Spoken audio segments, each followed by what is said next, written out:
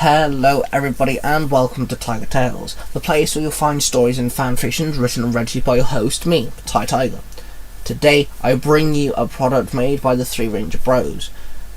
Cosplay Dude 637, Mark the Red Cornish Ranger, and myself have built this story between ourselves, and we are proud to present to you Power Rangers Global, a union project between us three. The characters, the storyline, the villains have all been created, and as me as the writer and the other two as co-producers, we give you this amazing project. So without further ado. This podcast is a production of the Three Ranger Bros Studios, in association with Zio to Hero, the podcast. Power Rangers Global, Chapter 1. The Heroes Meet. Brohan stood and watched as his new home of Aswan, Egypt was under attack by a group of mummies, with blasters and blades as weapons. He saw his new team of rangers walk through 4 separate portals. "Time to see how they do," Brohan whispered to himself. The 4 men walked out of the portals. Mark stood there and saw the group of mummies shooting their blasters all over the place, causing mayhem and destruction. "Looks like they need help," Mark barked as he saw a bunch of civilians running away. "You must be the leader," Eric said as he walked up to Mark and held out his hand. "I'm guessing I am. My name is Mark. Nice to meet you." Mark said, shaking Eric's hand. Then Lip walked up to them and walked through them, pushing past. "Name's Philip, Lip for short. There's a bunch of mummies we have to take care of," Lip grunted. "I'm Eric, and yes, you have a point." Eric sighed. The 3 men stood there, ready to morph. "Alright, fearless leader, lead the way," Lip grinned. "It's morphin' time!" Mark called out. Mark held out his Cornish power morpher, and it popped open. "Kono bis ficken!" Mark called out. Then the morpher dematerialized, leaving the coin floating there. Mark then morphed into his ranger suit. His helmet formed over his head. Then the coin started spinning and it flew at Mark, hitting Mark in the chest. The coin shattered, and Mark's Cornish chest shield formed around him. Mark had morphed into the red Cornish Ranger. Eric held out his fist. His green Celtic ring started to glow. "Nire knock, Kilchuck!" Eric called out. Then he held up his fist into the air, and suddenly a Celtic rune formed above him. He then lowered his arm, and the rune lowered itself down, and it phased over Eric, his ranger suit forming over him as the rune descended down. As the rune touched the ground, it vanished. Eric had morphed into the gold Celtic Ranger. Lip held out his arm. Ra appeared behind him and sunk his talons into his forearm. White veins rippled through his wrist, and a wristbound morpher appeared, in the shape of a falcon head. Lip then held out his black crystal scarab. Its wings opened and the key extended. He then opened the falcon's mouth and placed the key inside, and then closed the mouth down.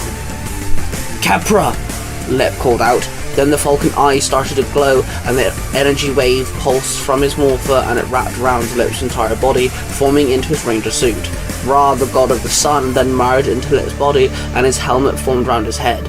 Lip had morphed into the white Egyptian Ranger of Ra. The red Cornish Ranger, the Ranger of Ra, and the gold Celtic Ranger all stood there ready to fight. OMG! A voice called out behind them. The 3 rangers turned around to see Elias stood there, his hands on his cheeks, his mouth dropped wide open.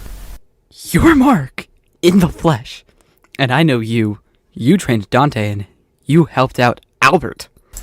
Elias grinned as he pointed to the 3 rangers stood before him. He walked up and stroked the red Cornish Ranger's shield on his chest. Then he glazed over the gold Celtic Ranger's helmet. "You touch me, and I will cut you," the Ranger of Ra grunted. "Are you a ranger also?" The gold Celtic Ranger asked him. "I got told there was 4 of us." The red Cornish Ranger told them. Yes, sorry. My bad. I have been a huge fan of you guys. My dad used to write a lot about you guys. Well, Ty and my version of Mark was involved, and Elias rambled. "You've got a point?" The red Cornish Ranger barked, interrupting him. yes, give me a second. Elias muttered. He straightened himself up, then prepared himself to morph. Elias pulled off his necklace and crushed the crystal in his hand. The energy that came from the crystal formed into a sword sheathed in its shield. Elias grabbed the handle, which extended from the top of the shield, and pulled the sword out and held it up to the sky. The Ordenskraft Volgen Veda. Elias called out. Then the blue energy seeped out of its blade and it formed around him. Then the energy formed into his ranger suit. His horns grew from his helmet as he sheathed his sword. Elias had morphed into the blue Viking Ranger. As the blue Viking Ranger stood there, they all formed their ranger team and stood there ready for battle. The mummies stopped and looked at the 4 rangers. The red Cornish Ranger was a red ranger with a golden armoured chest shield that had a Cornish flag in the shape of a diamond on it. His helmet also was black and resembled the Cornish flag. The blue Viking Ranger was a bulking blue ranger with Viking horns on his head. His visor resembled that of a Viking helmet. He had fur padding around his neck that draped over his shoulders and had a Norse rune on his chest. He carried his sword in the shield as a sheath. The gold Celtic Ranger was a gold ranger with black arms and boots, with gold gloves and legs. His helmet resembled that of somewhat of a knight. He had an armoured shoulder pad, and a black zigzag pattern ran diagonally down his chest.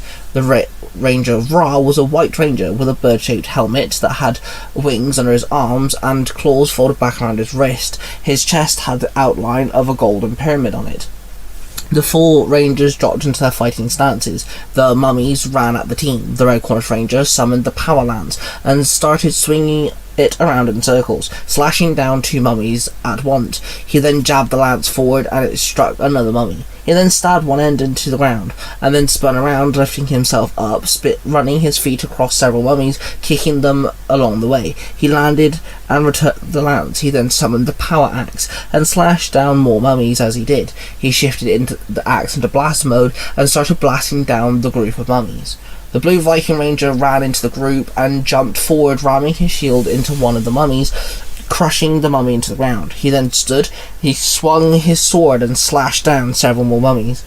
He then spun his sword around in his hand and then stabbed it into the ground. Suddenly a blast of water erupted from the ground and started spinning around him, creating a whirlpool which grabbed and threw several mummies across the place. He then pulled out his sword out of the ground and the water disappeared. He held up his sword, deflecting an incoming attack. Then he booted the mummy across the place. As he booted it into the chest, the mummy flew back and flew across the battlefield. The gold Celtic Ranger jumped in and rolled forward. Landing on one knee, he rammed his fist into a mummy's stomach, and then he jumped onto both feet as he struck a mummy in the stomach with his knee, and then he struck the mummy in the chest and the back of the neck with his palm. Then he spun around and kicked the mummy as hard as he could in the head, making the mummy fall off his feet. He then backflipped, kicking a mummy as he did, his feet coming back around in mid-flip. He then struck another mummy before landing on his feet once more. He caught a mummy's fist quickly before it could strike him,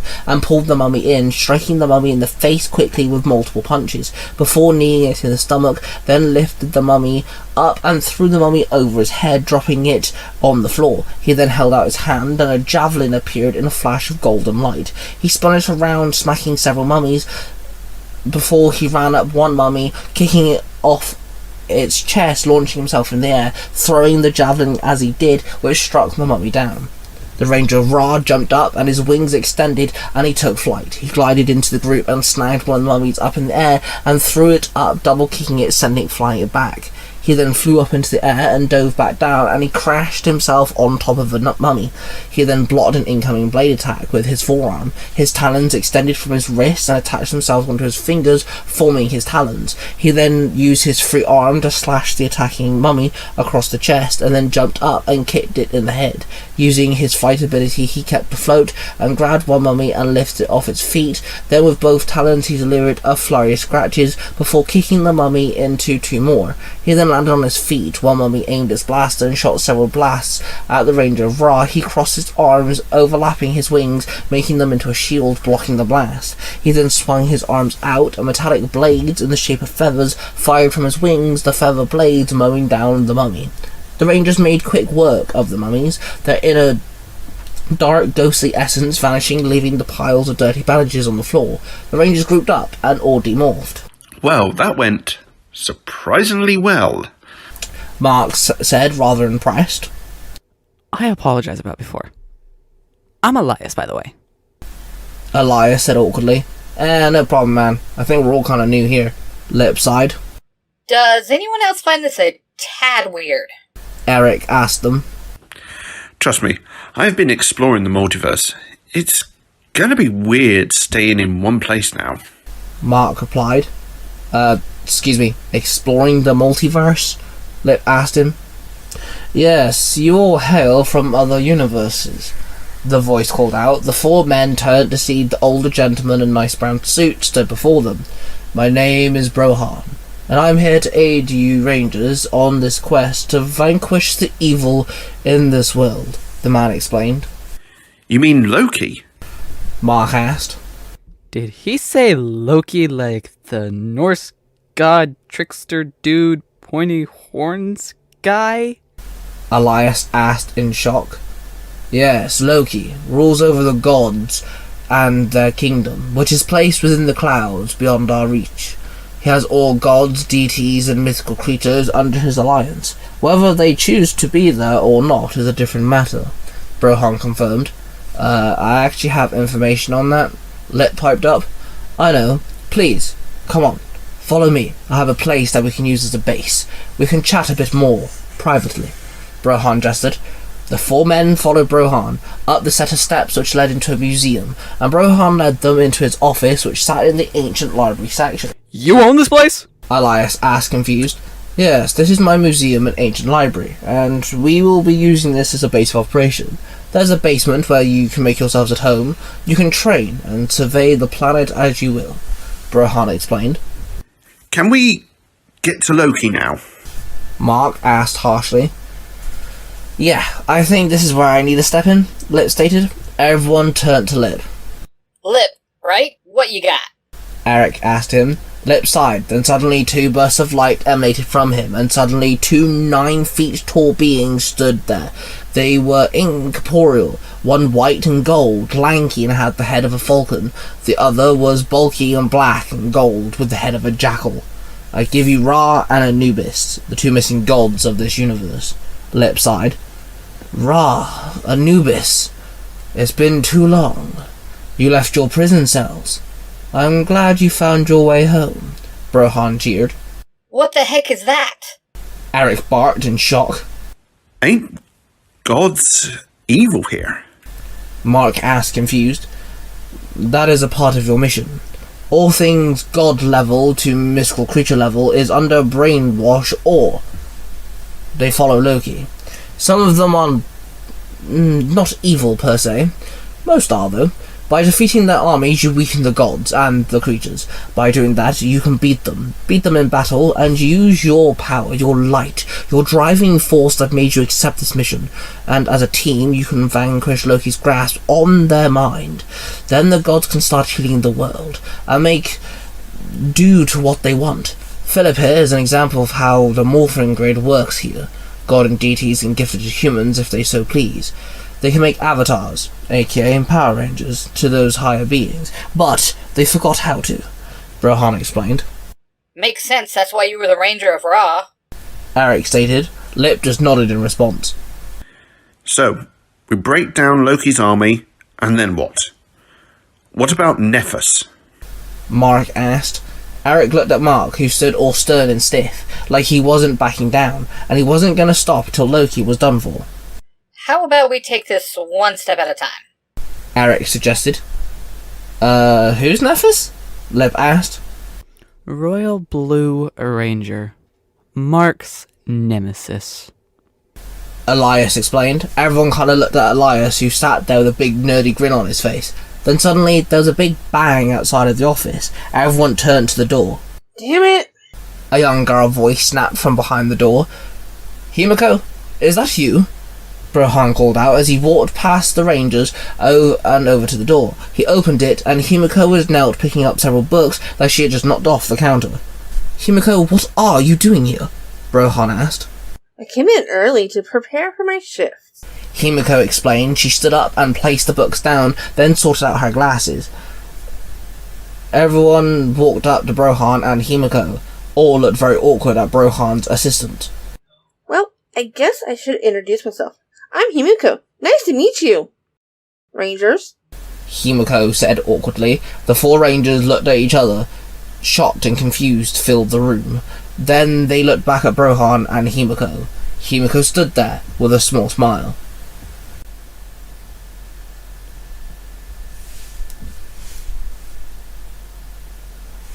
And there you have it, guys. Power Rangers Global Chapter 1. Like I said before, this project is made by the 3 Ranger Bros. The 2 other Ranger Bros also have places you can go listen to some stories. We have Mark, the Red Cornish Rangers podcast, Naruto Comics, which you should go listen to. You'll also find Global there, but you'll also find his original story, Power Rangers Royal Britannia, which is the prequel to Mark's storyline. He also adapts comic books into audio dramas. Cosplay 2637 has 3 podcasts. We have Storytime with Cosplay 2637, Power Rangers Universe 19, and Sailor Moon E. Then his YouTube channel podcast, which he uploads Cosplay Family 637 Nostalgia Time, which all 4 of them he uploads different storylines, absolutely amazing fanfictions. So you could check all 4 of them out. You could check out our brother channel, Tiger Tales The Lost Stories, where I write original stories and fan fictions but with a twist, and they're all in the first person perspective, so it gives this audio drama stuff a different format.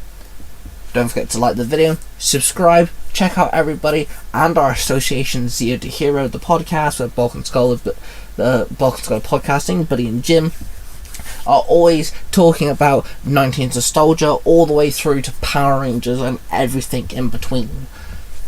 Make sure you go follow everyone I just said. This is a product of the 3 Ranger Bros. Don't forget to subscribe. With that, we shall see you guys next time.